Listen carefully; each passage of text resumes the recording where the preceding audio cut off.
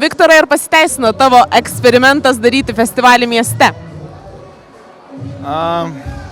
Aš manau, kad yra labai daug patenkintų žmonių, bet manau, kad labiausiai patenkintas esu aš. Tai... Kas tau labiausiai patinka čia pačiam? Man šiaip nerealu, nes čia iš tikrųjų yra kiemas, kuriame aš čia jau 4-5 metus kiekvieną dieną būnu.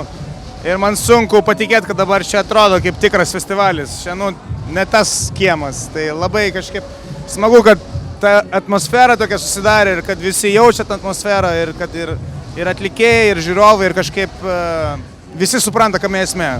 Tai va. Bus antras? No doubt. Tikrai bus antras ir tikiuosi 3 ir 10. Papasakok tiem, kas šiandien čia nebuvo, ką mes dar turim Loftas Fest.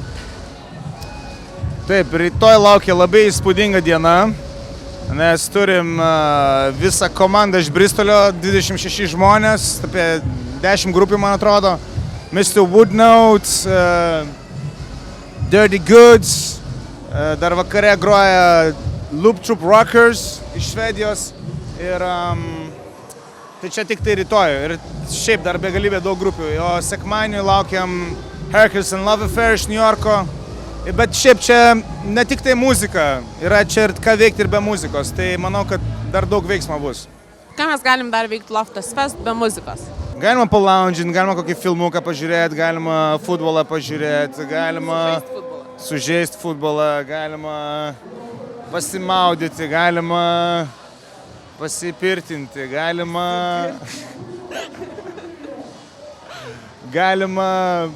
tapyti, galima menai susiimti, galima į parodas eiti. Daug ką galima daryti. Iš tikrųjų, čia toks miestietiškas, galima suši valgyti. Ne kiekvienam festivalima galima suši valgyti. Žodžiu, kas šiandien čia nebuvo, rytoj nuo 12 asmenų gamykloje prasideda workshopai, parodas, prisidėkit, ateikit. Ką norėtum pasakyti tiem, kurie šiandien čia nebuvo?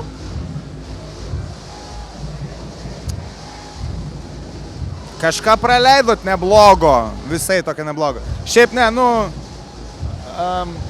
tikrai kviečiu visus rytoj užsukti į loftą teritoriją, nes rytoj viskas tęsiasi, o jeigu rytoj neišeis, tai poryt užsukit. Va, toks mano linkėjimas jums. Loftas Fest? Jau!